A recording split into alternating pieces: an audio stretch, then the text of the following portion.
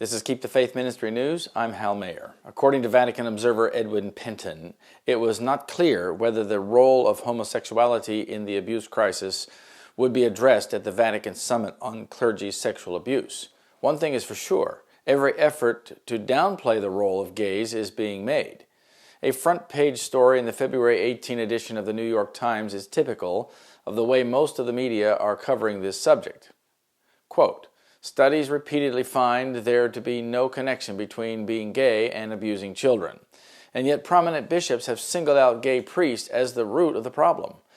And right-wing media organizations attack what they have called the church homosexual subculture, lavender mafia, or gay cabal. Furthermore, Cardinal Blaise Cupich, who will be at the summit, says that while most of the problem is a result of male-on-male sex abuse, homosexuality itself is not a cause. He says it can be explained as a matter of opportunity and also a matter of poor training on the part of the people. All of these statements can be challenged. First of all, not all studies have shown that there is no link between homosexuals and the sexual abuse of minors.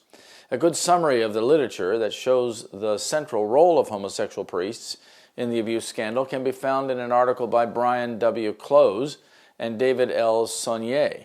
The most recent research that challenges the conventional wisdom on this subject is the study by Dr. Paul Sullins, a sociologist who teaches at Catholic University of America. He found that the link between homosexual priests and sexual abuse was strong.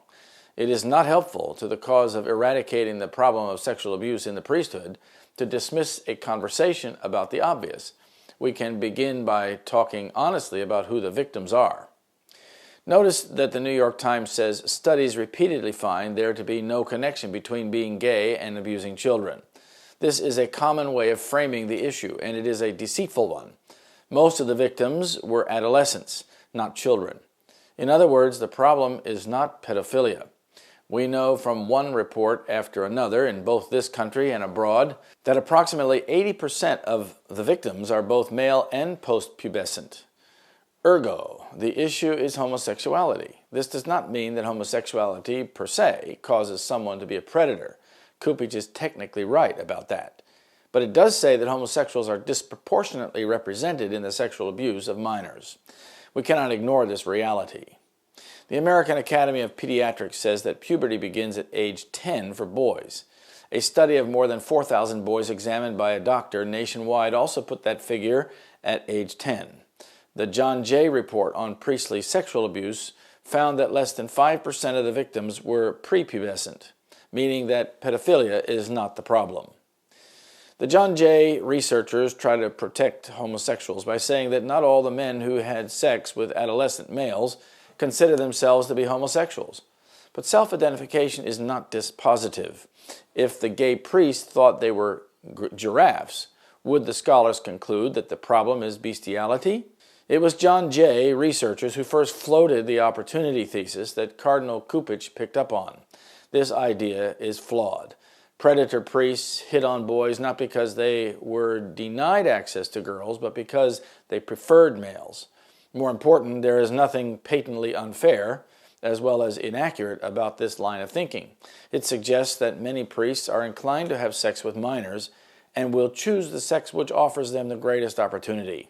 There is no evidence to support this unjust indictment. Also, girl altar servers date back to 1983, after canon law was changed.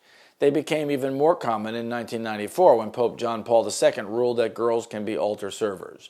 If the opportunity thesis had any truth to it, we should have seen over the past few decades a spike in altar girls being sexually abused by priests, but this has not happened. Indeed, 80% of the victims are still male and post-pubescent.